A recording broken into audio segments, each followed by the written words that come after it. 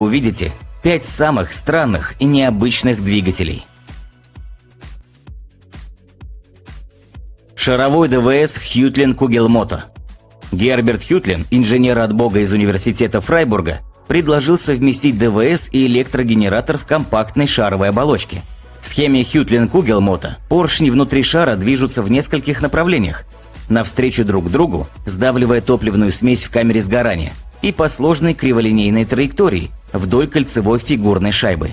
Корпус поршневых блоков объединен с шестерней, передающей крутящий момент на выходной вал. Все это выглядит немного как фокус Копперфильда, однако работает. Когда два поршня в разных блоках сходятся, то два других поршня расходятся до мертвых точек. Образец Хютлин-Кугелмото показали в 2011 году на автосалоне в Женеве. При рабочем объеме 1,18 литра атмосферный двигатель Герберта Хютлина развивает около 100 лошадиных сил при 3000 оборотах в минуту и крутящий момент в районе 290 ньютон-метров. При этом ДВС весит лишь 62 килограмма и собран из 62 деталей. Для сравнения, количество деталей классического бензинового мотора достигает 240. OPOC Engine. Свой двигатель с двумя оппозитными цилиндрами, в каждом из которых работает по два встречных поршня, компания Eco Motors назвала незамысловато OPOC, что значит оппозитные поршни, оппозитные цилиндры. В принципе, по такой схеме может работать как бензиновый мотор, так и дизельный, но пока компания сосредоточила усилия на втором варианте. Их первый двигатель, дизельная модель EM100, весит 134 килограмма. Он развивает мощность 325 лошадиных сил и выдает крутящий момент 900 ньютон-метров. Изюминка новинки в том, что все поршни в ней соединены с единственным центральным коленвалом, в то время как раньше схожие конструкции требовали двух коленчатых валов по краям движка.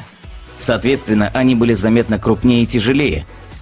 Компания сообщает, что их мотор в дизельном варианте на 30-50% легче, чем обычный турбодизель той же мощности, содержит на 50% меньше деталей, занимает в 2-4 раза меньше места под капотом и при этом может быть при определенных условиях на 45-50% экономичнее.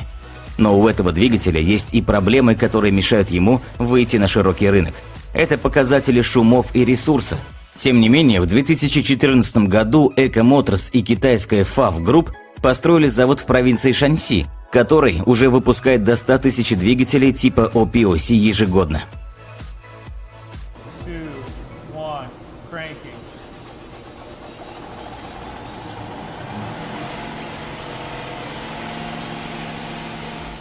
Двигатель Айрис. Завораживающий глаз детище ученого, изобретателя и предпринимателя из Денвера Тимбера Дика, трагически погибшего в автокатастрофе в 2008 году, можно отнести к незавершенному проекту, который остался только на бумаге. Но двигатель внутреннего сгорания Айрис, несмотря на всю свою оригинальность, вовсе не пустышка. Защищенный со всех сторон патентами, он был отмечен премиями за инновации от НАСА. Как считал Дик, в стандартной паре камера сгорания «рабочая поверхность поршня» самым слабым местом является постоянная площадь контакта. На головку приходится всего 25% общей площади камеры. В концепции Айрис 6 поршней, представляющих собой стальные изогнутые волной лепестки, имеют полезную площадь почти в 3 раза больше. Неподвижные стенки камеры занимают лишь 30% площади. Двухтактный ДВС с изменяемой геометрией и площадью поршня, согласно расчетам, имеет КПД 45%, компактные размеры и малый вес. Аксиальный двигатель Duke Engines. Аксиальные двигатели отличаются тем, что для возвратно-поступательных движений поршней вместо обычного коленчатого вала используется шайбовый механизм. Поршни поочередно давят на наклонную шайбу, принуждая ее вращаться вокруг своего центра. Шайба сцеплена с выходным валом, передает вращательный момент ему. В некоторых конструкциях вместо шайбового механизма устанавливается кулачковый механизм. Компания Duke Engines из Новой Зеландии в 2013 году показала публике очередной вариант аксиального ДВС. Из характеристик 5 цилиндров, 3 форсунки для впрыска и полное отсутствие клапанов. Плюс к этому вращение вала и подвижная шайба крутится разнонаправленно.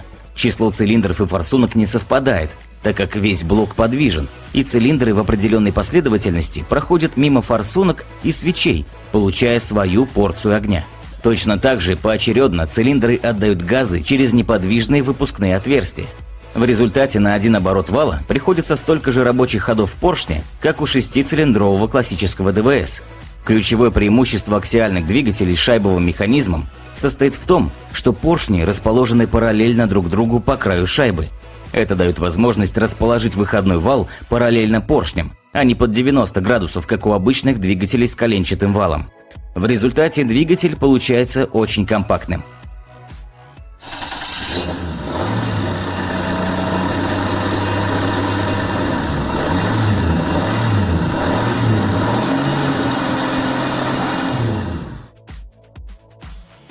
Двигатель V8 из бумаги.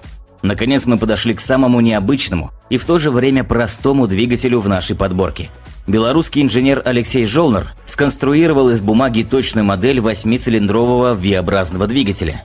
Двигатель представляет собой вполне рабочую модель мотора V8 и сделан полностью из бумаги. Стенки его цилиндров покрыты слоем тонкого скотча, чтобы обеспечить скольжение поршней.